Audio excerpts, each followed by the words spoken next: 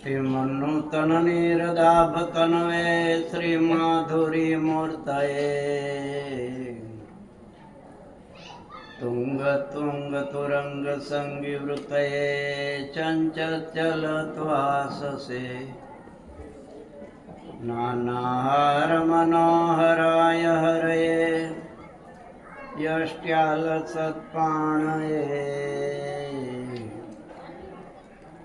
तस्मै श्री गुरवे भवाय सहजा नंदाय वंदामहे श्रूयतां देवदेवेश स्वामिनारायण प्रभु त्वदीयेनावधानेन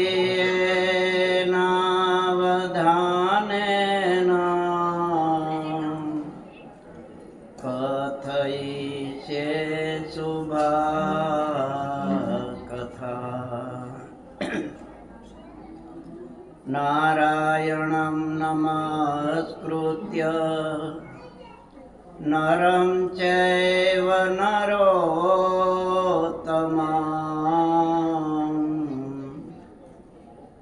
देवीं सरस्वतीं व्यासं ततो जयमुदीरये।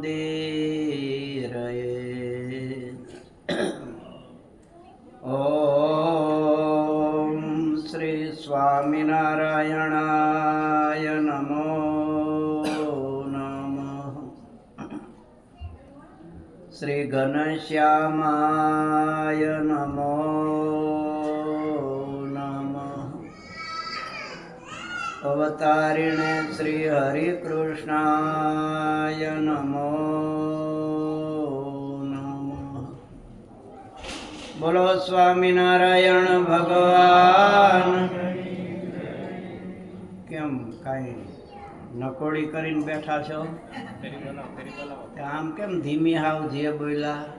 कोईने हारे बाजवानुं थाय त्यारे तो अर्धुं गाम आपणे एवो देखाड़ो करो। बोलो स्वामिनारायण भगवान की जय। नर नारायण देव की जय। राधा कृष्ण देव की जय। लक्ष्मी नारायण देव की जय। उमापति महादेव की जय। थोड़ू कदाच भूख लागशे ने जे बोलवाथी तो श्रीखंड पूरी तैयार छे, गभराशो ने।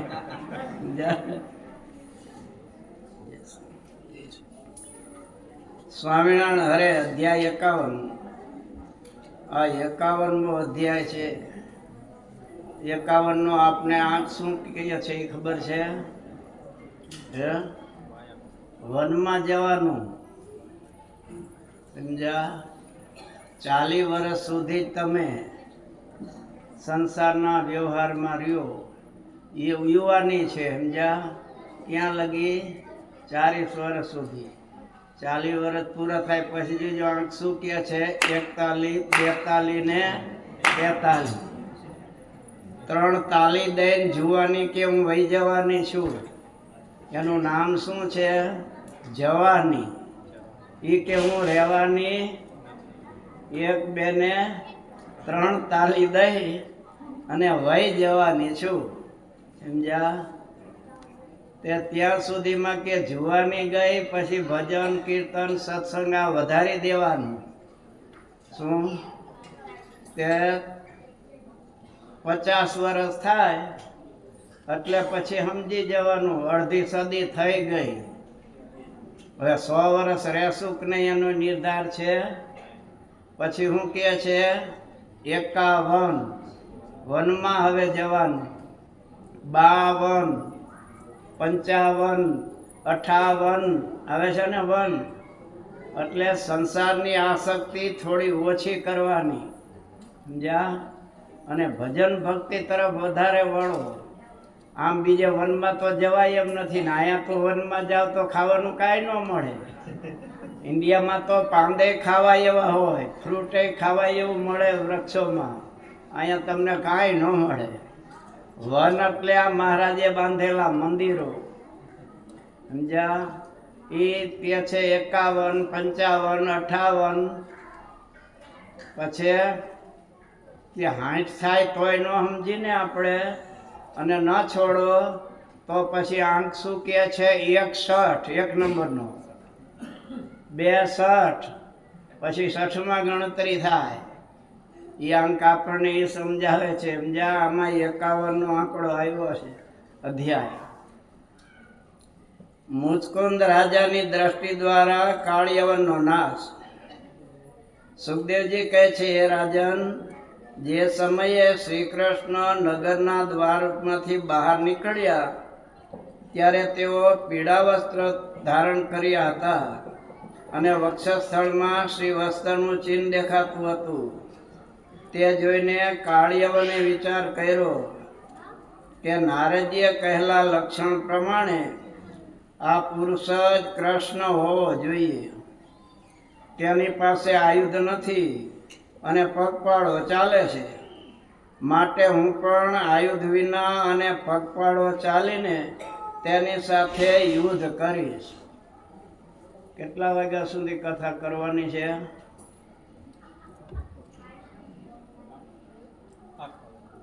8 વાગ્યા સુધી, એટલે 5 કલાક. કારણ કે 43 મિનિટ તો થઈ ગઈ છે. તે કાલ જોબ કરવા જવાના છો? હે? હા, એમ કંઈક મને આપવું તો પડે ને તમારે. તમે સેકન્ડ પૂરી ખાવ, મારે કાંઈ નહીં ખાવાનું, મને હા ભૂખો રાખવાનો. હા, એમ હવાટ તો જોઈ જ ને. સમજ્યા? ભગવાને જરાસંધની સાથે યુદ્ધ કર્યું. મથુરાપુરીમાં ઘેરો ઘાયલો જરાસંધી. ભગવાને કંસને માર્યો. એટલી એની 2 પત્નીઓ છે, અસ્તિ અને પ્રાપ્તિ. શું? એ જરાસંધની દીકરીઓ છે. એને વાત કરી જઈને એના બાપને, જરાસંધને, કૃષ્ણએ મારા પતિને મારી નાખ્યો. એટલે જરાસંધ ખીજાયો અને મથુરાને ઘેરો ઘાયલો. મથુરાવાસી બિચારા દુઃખી થઈ ગયા કે આ આપણું મથુરાવાસીનું સૈન્ય થોડું, અને આ તો 17 અક્ષરણી સૈન્ય લઈને આવ્યો છે. અને કૃષ્ણ અને બલરામ તૈયાર થયા. આકાશમાંથી અશ્વો રથ સહિત આવ્યા, એમાં બધી યુદ્ધની સામગ્રી, અને એની સાથે યુદ્ધ કરી છેલ્લે એના સૈન્યનો નાશ કર્યો. બલરામભાઈ જરાસંધને નાગપાસથી બાંધીને ભગવાન પાસે લાવ્યા કે આને હવે મારી નાખી. ભગવાન કે ના, એને મરાય નહીં, કારણ કે લશ્કર બહુ મોટું છે આ લોકોનું. અત્યારે અધર્મ વ્યાપી ગયો છે. આ ક્ષત્રિયોએ બધા લશ્કર લડી અને અધર્મ, અનીતિ, અનાચાર ફેલાવી રહ્યા છે. જરાસંધને છૂટો જ મૂકી દો એટલે વળી પાછું લશ્કર લઈને આવે. આપણે કેમ બધે જુદે જુદે મારવા જવા બધાને? આ ઘેર બેઠા જ કુળહલો કરો ને. એટલે જરાસંધને જવા દો. જરાસંધ ભાગ્યો. જરાસંધે વિચાર કર્યો, મથુરાવાસી થોડું લશ્કર, મારું 17 અક્ષરણી સૈન્ય, છતાં મારો પરાભવ કર્યો. હવે મારે ઘેર જઈને શું કરવું? એટલે વનમાં જઈને ભજન કરી લઉં. શિવનો ભક્ત હતો. પણ બીજા રાજાઓ આવ્યા કે મૂંઝાવાનું ન હોય, હવે અમે સાહેબ તમને મદદ કરીએ. એટલે વળી પાછો આવ્યો. તે નથી કહેતા 17 વખત કહું છું, લ્યો કહીને આપણે. એ 17 વખત આવ્યો, 17 હાર્યો અને 17 વખત યુદ્ધ તોય કર્યું. પછી ભાગ્યો અને 18મી વખત તૈયારી કરવા લાગ્યો. આ બાજુ નારદજીએ વિચાર કર્યો કે ભગવાન આ તો બધાને નાશ કરે છે, પણ આ અલ્લાહ અલ્લાહ કરી રહ્યા છે બધા, એ વશી માયા નથી, ત્રાસવાદ ફેલાવી દે છે. એટલે એ કાળયવનનું સૈન્ય કેટલું હતું? 3 કરોડનું. નારદજીએ વિચાર કર્યો કે હવે ભગવાનને ક્યાં ત્યાં ઠેઠ મોકલવા, નાશ કરવા. એટલે નારદજી પહોંચી ગયા. નારદજી એટલે મોટામાં મોટા પત્રકાર. સમજ્યા? એને બધી ખબર હોય ને બધું લાવીને કરે. કાળિયવનને કહે તું એમ માનસ હું મહાબળિયો છું એમ? તને ખબર નથી મથુરામાં કૃષ્ણ છે, એ બહુ જોરદાર છે, એને જીતી લે તો પછી તારા જેવો કોઈ દુનિયામાં ન રહી. કે કરવું એમાં હું? એ આવ્યો પછી 3 કરોડનું સૈન્ય લઈ મથુરાને ઘેરો ઘાલ્યો. હવે આ બાજુ જરાસંધ આવવાની તૈયારી. ભગવાને જેનું ભારે કરી 2 બાજુથી મુશ્કેલી છે. આ બાજુથી કાળિયવન આવી ગયો છે, મથુરાને ઘેરો ઘાયલો છે, જરાસંધ આવશે. તો પછી આ બધા આપણે કાળિયવનની સાથે યુદ્ધ કરવા જાય, જરાસંધ આવી મથુરા વાસીઓને પરેશાન કરે તો? એટલે ભગવાને શું કર્યું? મથુરાવાસી બધા હતા ને એને સમાધિ કરાવી દીધી, ઊંઘાડી દીધા બધાને. અને વિશ્વકર્માને કે સમુદ્રની મધ્યમાં એક નગર રચી દે, એટલે એને નગરની રચના કરી. અને અહીંથી બધાને ભગવાને પોતાની માયાથી ત્યાં દ્વારિકામાં સુવારી દીધા. હવે આ બધા જાયગા તો ખરા, પણ નવું જ નગર. એટલે બધા એકબીજાને પૂછવા લાગ્યા, દ્વાર કહા હૈ, દ્વાર કહા હૈ, દ્વાર કહા હૈ? દરવાજો ક્યાં છે? દરવાજો. ત્યાંથી નામ પડી ગયું દ્વારકા. એ બધાને ત્યાં મૂકી દીધા. અને ભગવાન કે જો મોટા ભાઈ, હવે તમે અહીંયા મથુરામાં રહ્યો અને હું જાઉં. કારણ કે નારદજી એને પૂછ્યું તું કાળિયવને કે તમે કૃષ્ણ કૃષ્ણ કયો છો, પણ એ છે કેવો? મારે ઓળખવો તો જોઈને. તો કે એ શ્યામ છે, પીળું પીતાંબર પહેરે છે, હાથમાં કોઈ હથિયાર રાખતો નથી, બધાને પાછો જીતી લે છે એમ? હા, ઠીક. એટલે ભગવાને જાણ્યું આને મરાય નહીં મારાથી. એને મરાય નહીં એનું કારણ શું હતું સમજ્યા? એક યાદવ હતો ને, એક બ્રાહ્મણ, એને થોડી કોઈ યાદવે મસ્કરી કાંઈ કર્યું હશે, એટલે એને ક્રોધ થયો યાદવ ઉપર. અને વિચાર કર્યો આ યાદવોને જીતે એવો દીકરો તૈયાર કરું. એટલે શિવ ઉપર એને તપ કર્યું. સમજ્યા? એ ભૂદેવે. શિવ પ્રસન્ન થયા. માગ શું જોઈએ? તો કે યાદવો ભય પામે એવો દીકરો આપો. તો કે જો ભગવાનનો ભક્ત યાદવો હશે તો એનો પરાભવ નહીં કરી શકે, પણ શ્રેષ્ઠ પુત્ર તને આપું એટલે એ ભય પમાડશે. એટલે કે ભલે. હવે એ તો પછી પોતાના નગરમાં જતો હતો. એમાં રસ્તામાં આ એક કાળિયવન છે ને, એના બાપા હતા, એનું રાજ્ય ત્યાં. અહીંયા આવ્યા ને ધર્મશાળામાં ઉતરેલા. એટલે પછી કોઈએ પૂછ્યું ભૂદેવ ક્યાંથી આવો છો? તો કે તપ કરવા ગયો તો શિવજીએ વરદાન આપ્યું છે શ્રેષ્ઠમાં શ્રેષ્ઠ બધાને જીતી લે એવો દીકરો માંગ્યો કે થશે. એને બાદશાહને વાત કરી કે આ ભૂદેવ છે, રૂપિયામાં લલચાઈ જશે, પણ શિવજી આપેલો દીકરો જોરદાર થાય એમ છે. એટલે એ બાદશાહે કીધું આ લોકોને કાંઈ બહુ ન હોય સમજ્યા?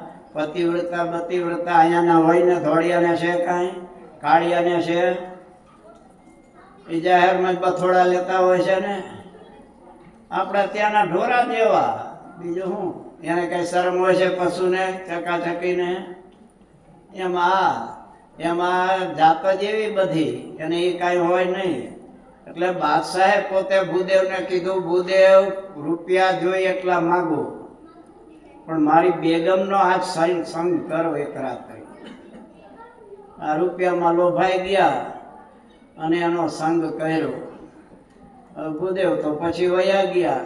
હવે આને દીકરો થયો પછી બેગમને, ઈ આ કાળિયો.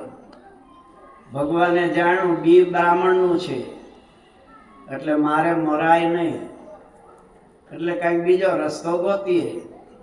એટલે પછી શું કર્યું? ભગવાન ભાગવા માંડ્યા. જ્યાં કાળીઓને હામાં આવ્યા, કાવડ કે આવ એટલે ભગવાન મીંડા ભાગવા. કાળી એ વખતનું યુદ્ધ પાછું એવું હતું, સમજ્યા, નીતિનું. અત્યારની જેમાં પાકિસ્તાન વાળા કરે એવું નહીં, છુપી રીતે મારવાનું. નીતિથી મારે, એકબીજાને જાહેરમાં સાવધાન કરે પછી યુદ્ધ કરે.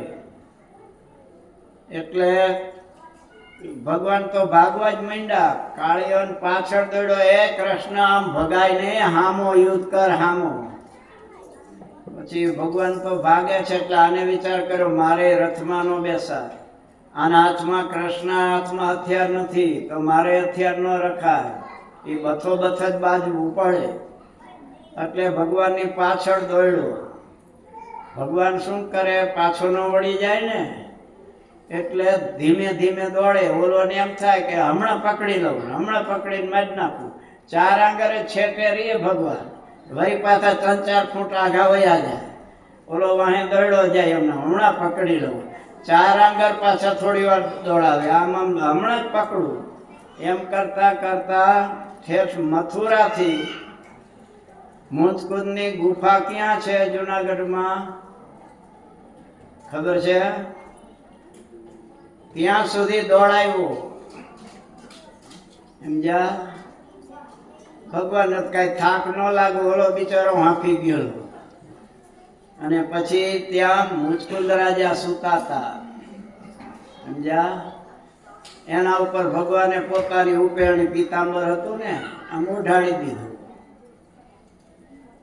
એટલે આ ભાઈ તો જોયું, લે અત્યાર લગી દોડાવ્યો અને હવે હુઈ ગયો. લે આને તો કઈ લાજ શરમ છે કે નહીં? તો આગળ જ હુઈ જવું તું ને, ત્યાં જ મારી નાખે તને. એમ કહીને ખીજાઈને જે પાટું મારી. હવે મુંજકુંડ રાજા એને દેવોને મદદ કરી હતી. દેવોને દૈત્યો બહુ હેરાન કરતા હતા એટલે મદદ કરી હતી. એટલે પછી દેવો કહે હવે અમને કાર્તિક સ્વામી મળી ગયા છે, એટલે હવે એ અમારું સંભાળી લેશે સેનાપતિ પદ. હવે તમારે જવું હોય તો કાંઈ વાંધો નહીં, પણ તમે માગો, જે માગો એ આપીએ અમે. એટલે કે મને મોક્ષ આપો. ત્યાં આમ દેવોના ટાંગા ઢીલા થઈ ગયા. મોક્ષના આપનારા તો ભગવાન છે. શાસ્ત્ર વાંચજો, સમજો કાંઈ, એમના લોલમ લોલ ન કરતા. શું શાસ્ત્રો શું કીધું મુંજકુંડ કથામાં? દેવો કે જે મોક્ષના આપનારા તો વિષ્ણુ છે, પણ કયા વિષ્ણુ? એ પાછું કીધું અવ્યય, જેનો નાશ નથી. આપણે બ્રહ્મા કહીએ, બ્રહ્મા કોને કહેવાય? બ્રહ્માનું કામ શું? સૃષ્ટિનું સર્જન કરવું. તે બ્રહ્મા જ સૃષ્ટિનું સર્જન કરે છે ને તમે નથી કરતા?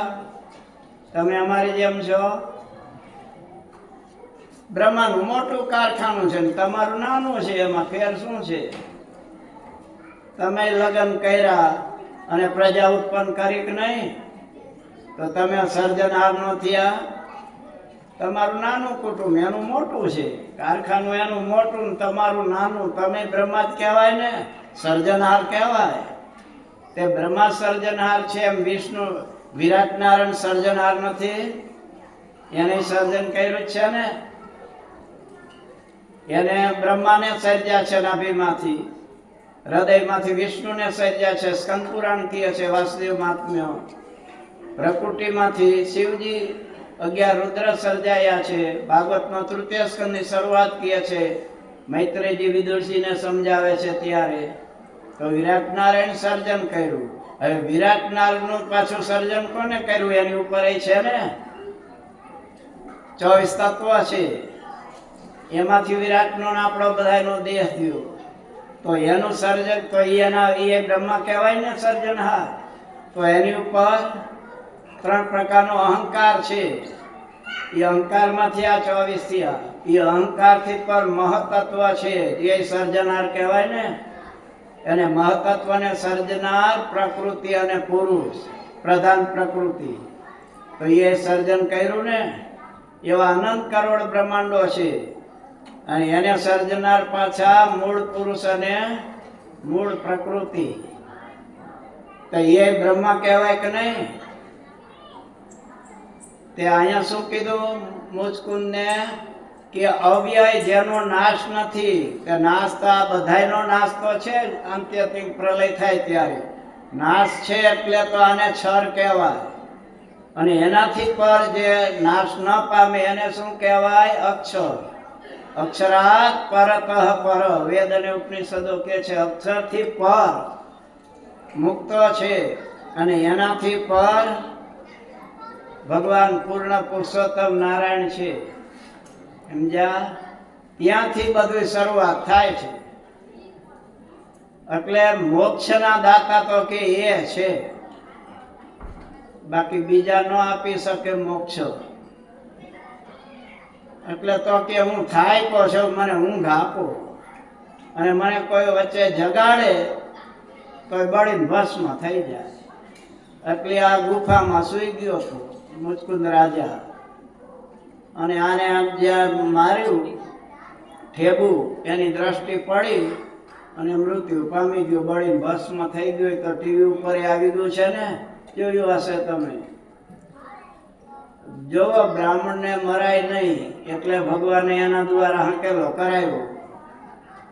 અને પછી જાગ્યો મુચકુંદ, એટલે આમ જોવા લાગ્યો કે આ કોણ, શું થયું આ બધું, આ બળીને કોણ મને જગાડનારું. ત્યાં એકદમ તેજનો પ્રકાશ દેખાય છે. આ તેજ આટલું બધું. પછી ભગવાનને પૂછે છે તમે કોણ છો? તો ભગવાન કે મને ખબર નથી, મારા કેટલાય નામ છે. બહુની મેં વ્યતીતાની જન્માની તવ ચાર જૂનો ગીતામાં ભગવાન કહે છે ને, તારા મારા અનેક જન્મ થયા છે. ભગવાન કે હવે મારું કાંઈ નક્કી નથી અત્યારે. જો આપણે દુઃખી નથી બહુ છે, આપણે તમારે વધારેમાં વધારે ભારત છોડીને અહીંયા આવવાનું થયું. બીજું હું? અહીં તો ઉલટાના વધારે જલસા કરો છો તમે. ગાડીએ ટનાટન ને બંગલા ને બધું, તે દુઃખ છે. એટલે કદાચ થોડું ઘણું દુઃખ આવે ને તો કાયર ન થવું. સમજ્યા? ભગવાનનો વિચાર કરવો કે કનૈયાને જન્મતાની સાથે માતૃભૂમિ વિચારણ છોડવી પડી, ભાગવું પડ્યું ને. તે તમારે એવું દુઃખ આવ્યું છે? તે અહીંયા પાછું ગોકુળમાં ક્યાં હક લેવા દીધો કંસે? વળી અહીંયાથી વૃંદાવન ભાગ્યા, તો અહીંયા પાછા અસુરો મોકલા, પાછા મથુરા આવ્યા, કંસને માર્યો, તો આ જરાસંધને બધા દુઃખ આપ્યું. ત્યાંથી દ્વારિકા ગયા, કેટલા ઘર ફળવા પડ્યા ભગવાનને. તો તમારે આવું કરવું પડ્યું છે? તો ભગવાનની દયા નહીં તમારા ઉપર કે તમે બધાએ આવા દેશમાં આવીને પણ સત્સંગ રાખ્યો, તો ઠાકોરજીને અહીંયા આવવું પડ્યું. ઠાકોરજીને કોણ લાવ્યું? તમારા બધાય ભક્ત બાયુ ભાઈઓનો પ્રેમ. એમાં તમારા કરતા બહેનોનો વધારે હો. તમારું બધું એવું પાછું હબડ ગબડે હોય. મહારાજે એમ ન કીધું ગોવાળો જેવી ભક્તિ કરવી. વચનાત્મા મહારાજે શું કીધું? ગોપીઓના જેવી ભક્તિ કરવી. કારણ કે તમે તો કનૈયા પાસે માખણ જ ખાવાનું કહેતા હતા. લાલા હવે ભૂખ લાગી છે હો, હવે માખણનું કંઈક કર. ગોપીઓ પ્રેમથી માખણ જમાડતી હતી. સમજ્યા? એટલે ભગવાને આટલી જગ્યાએ ફેરાઈ આપણને બતાવે છે કે સંસારમાં રહ્યો એટલે થોડું ઘણું દુઃખ તો આવે. એ મુચકુંદ રાજા, એને પછી ભગવાને એનો મોક્ષ કર્યો છે. એ અમુક ટાઈમ પછી ભગવાનને ભજી અને ભગવાનને પામ્યા છે. આપણે આ શિક્ષાપત્રીનું ચાલે છે ને અત્યારે વર્ષ, શિક્ષાપત્રીની આજ્ઞા પ્રમાણે ચાલવું પડે કે નહીં? કે બાયપાસ જ જવાનું? ઘણા કહે છે ચાલે. હવે ભગવાન દયાળુ, દયાળુ ખરા ભગવાન, પણ એ ધ્યાન રાખજો યુપીના ભૈયા છે, એ દયાળુ છે અને અમુક જગ્યાએ પાછા કડક છે. શિક્ષાપત્રીમાં શરૂઆતમાં જ મહારાજે કીધું તાનુલંઘ્યાત વર્તન્તે યતુ સ્વૈરમ ઉબુધયઃ. જે કુબુદ્ધિ વાળા શિક્ષાપત્રી પ્રમાણે નહીં વર્તે તો એ મહાન દુઃખને પામશે, અને આ શિક્ષાપત્રી પ્રમાણે વર્તશે એ મહાન સુખિયા થશે. મહાન સુખિયા એટલે અક્ષરધામના અધિપતિ ભગવાન સ્વામિનારાયણનું સાનિધ્ય આપણને મળશે. અહીંયા પહોંચવું છે ને કે અહીંયા નહીં રોકાવું છે? તો અહીંયા પહોંચવા માટે એમની આજ્ઞાનું પાલન કરવું પડે ને, કે ન કરવું પડે? તો આજ્ઞા માનવી પડશે. શિક્ષાપત્રીમાં મહારાજે કીધી એમાં 212 આપણે માનવાના નથી, સમજા? એમાં જુદા જુદા બધા સંતોના ત્યાગીના બધા છે ને, અમુક તમારાય છે, અમુક બહેનોનાય છે. એટલે આપણે બહુ ઝાઝા પાડવા પડે એવા નથી, પણ પાડવા પડશે. બ્રહ્માનંદ સ્વામીએ કીધું છે ને, કહત બ્રહ્માનંદ કહા રાજ પોપા બાઈ કો તો નહીં હૈ. બ્રહ્માનંદ સ્વામી કે ધ્યાન રાખજો ભાઈ, મહારાજની આજ્ઞા પ્રમાણે વર્તજો. ત્યાં પોપાભાઈનું રાજ નથી પહેરી ગયા અક્ષરધામમાં.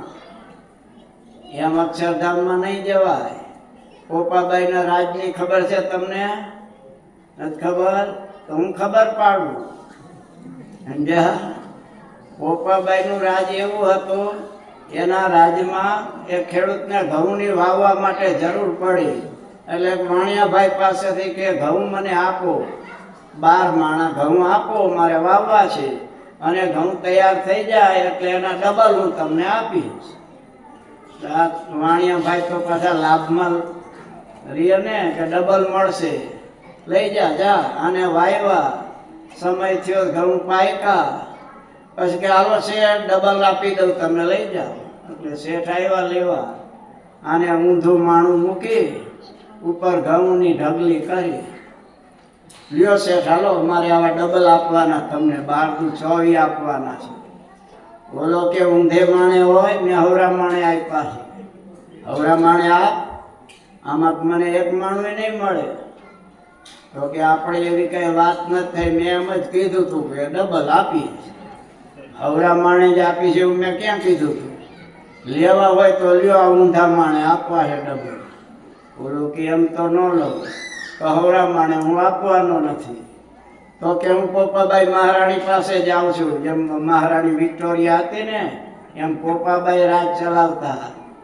અહીંયા આવ્યો આ વાણિયો કે આવી રીતે થયું, મેં ઘઉં આપ્યા અને હવે ઊંધા માણે આપે. બોલાવો, એમ ચાલતું હશે મારા રાજ્યમાં અનીતિ હું નહીં ચલાવી લઉં, નીતિ પ્રમાણે બધાએ કરવું પડશે. એને બોલાવ્યો કે આ વાણિયાભાઈને કેમ નથી ઘઉં આપતો, આપી દે, તારી ફરજ છે. કે હું ક્યાં ના પાડું છું, એ લેતો નથી, હું તો આપવા તૈયાર છું. એલા આ ભાઈ તો આપવા તૈયાર છે, તું કેમ નથી લેતો?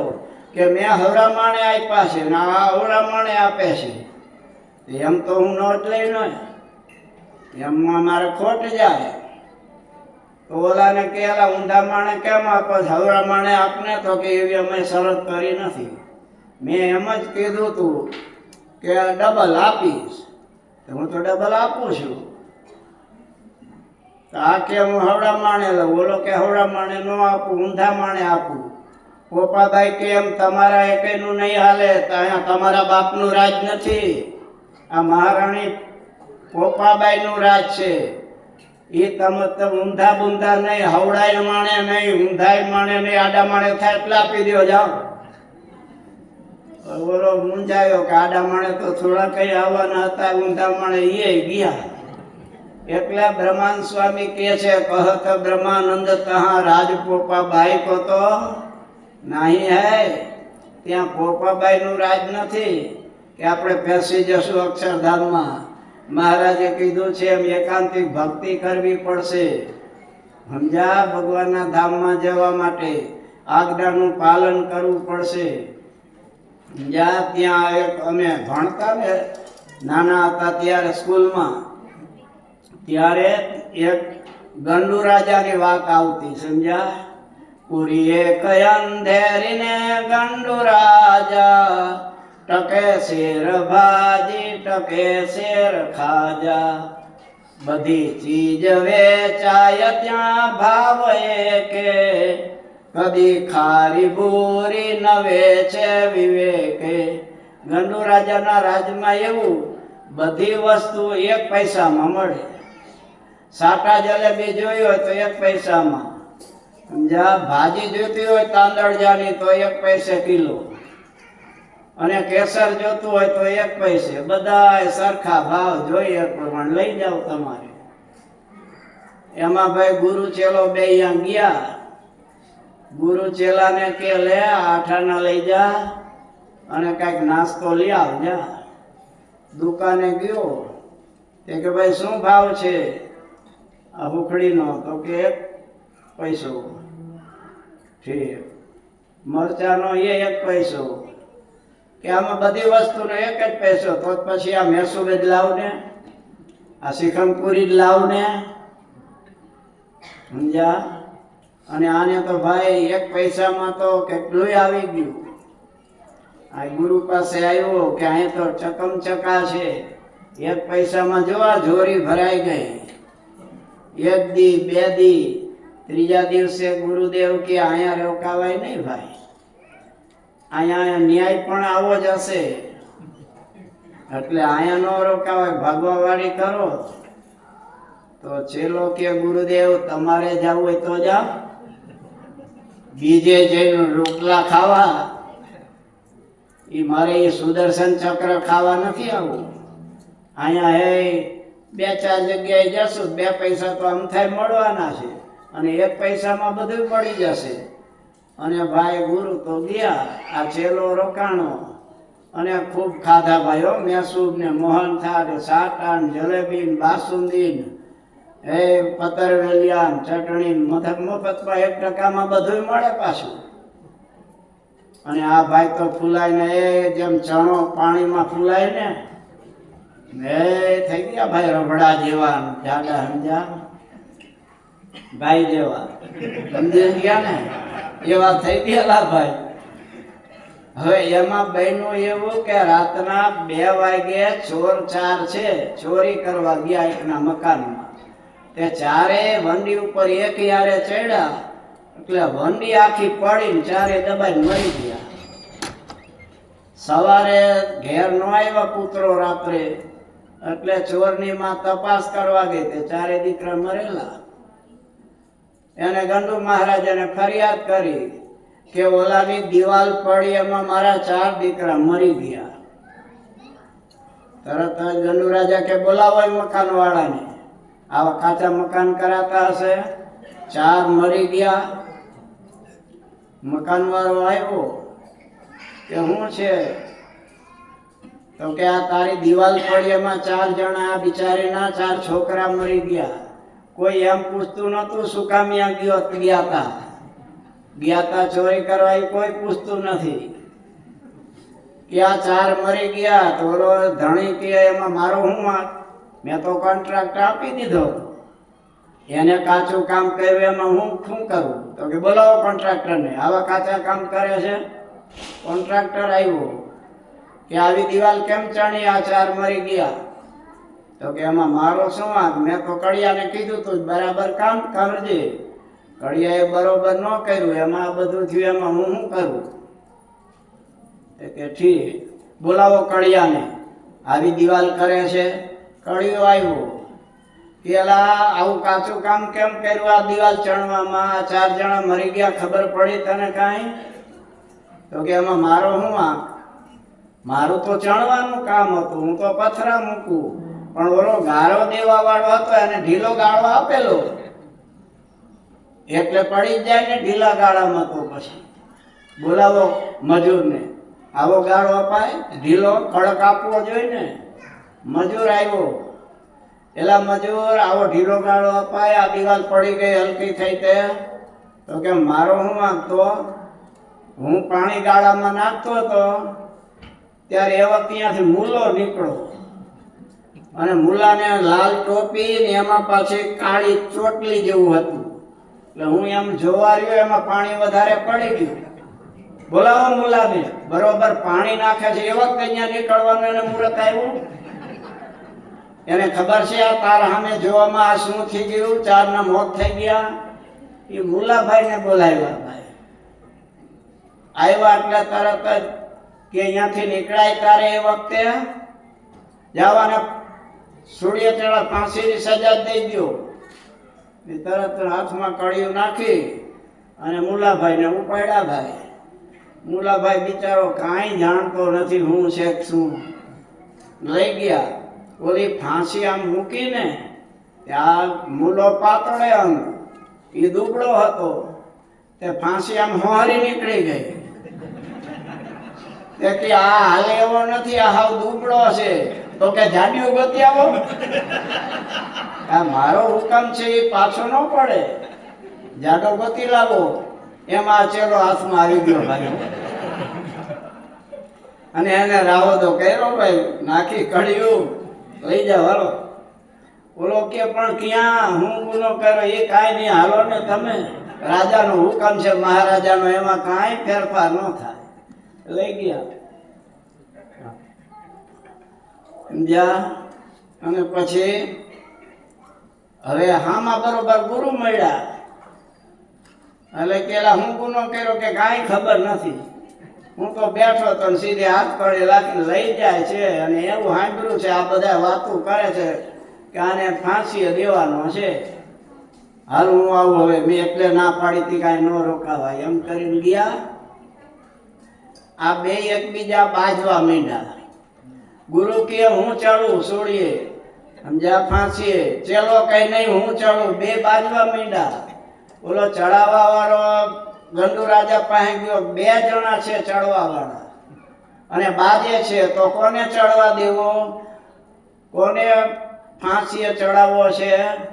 તો કે બાજે છે મરવા માટે. હા હાલો હું આવું. એ આવ્યો. એલા મોત માટે બાજો છો? તો કે અત્યારે મુહૂર્ત એવું છે કે અત્યારે જે મરે ને એને સીધું ઇન્દ્રપદ મળે. હે મેલ મોટા સોના મરતક મણીના કુવારા નાવ. હે એવું છે? હા તો તમને ચડવા દઉં, હું ન ચડી જાઉં? હું આ ધોળિયા રાજ કરતા એ ઇન્દ્રનું પદ ન લઈ લઉં? અને જય સ્વામિનારાયણ. ભાઈ ગંડુ રાજા ગયા ધોળના ભાવના સમજા. એટલે સ્વામી કે છે પોપાબાઈ નું રાજે નથી, ત્યાં ગંડુ રાજાનું રાજ નથી. મહારાજની આજ્ઞાનું પાલન કરી ભગવાનની ભક્તિ કરી અને છેલ્લો જન્મ કરી લેવો. આવા વાતાવરણમાં રહીને પણ તમે બધાય ભક્તો આટલું બધું સત્સંગ કરો છો, ભગવાનની ભક્તિ કરો છો. ભગવાનને રાજી કરવા માટે બધાય ધૂન કીર્તન સત્સંગ આ કરી છે ને, એટલે એથી મહારાજ બહુ રાજી થાય. મહારાજ અક્ષરધામમાં બેઠા બેઠા તમને બધાને આશીર્વાદ આપતા હોય. સમજ્યા? કે ગોપાલ સ્વામી, બ્રહ્માંડ સ્વામી એની સાથે મહારાજ વાત કરતા હોય કે જો બધાય આવા દેશમાં રહીને પણ કેવું મારું ભજન સત્સંગ કીર્તન કરે છે. એટલે સંતોએ આશીર્વાદ આપે, મહારાજના આશીર્વાદમાં આપે. ભગવાન સ્વામિનારાયણને એવી પ્રાર્થના આપ સર્વેને તથા આપના નાના નાના બાળકો પણ બહુ સંસ્કારી બધાય છે, દંડવત કરે, પગે લાગે છે. તો મહારાજ આપ સર્વેને સકુટુંબ બધાને બાળકો સહિત બધાને સર્વ પ્રકારે સુખી કરે એવી ભગવાન સ્વામિનારાયણ એમના ચરણમાં પ્રાર્થના. સર્વેત્ર સુખીના સંતુ, સર્વે સંતુ નિરામયા, સર્વે ભદ્રાણી પશ્યંતુ, મા કચિત દુઃખ ભાગ ભવેત. બોલો સ્વામિનારાયણ ભગવાન કી જય. શ્રીપતિમ શ્રીધરમ સર્વદેવેશ્વરમ ભક્તિધર્માત્મજમ માધવમ કેશવમ કામદમ કારણમ શ્રી સ્વામિનારાયણ નીલકંઠમ ભજે સજાન સ્વામી મહારાજની જય.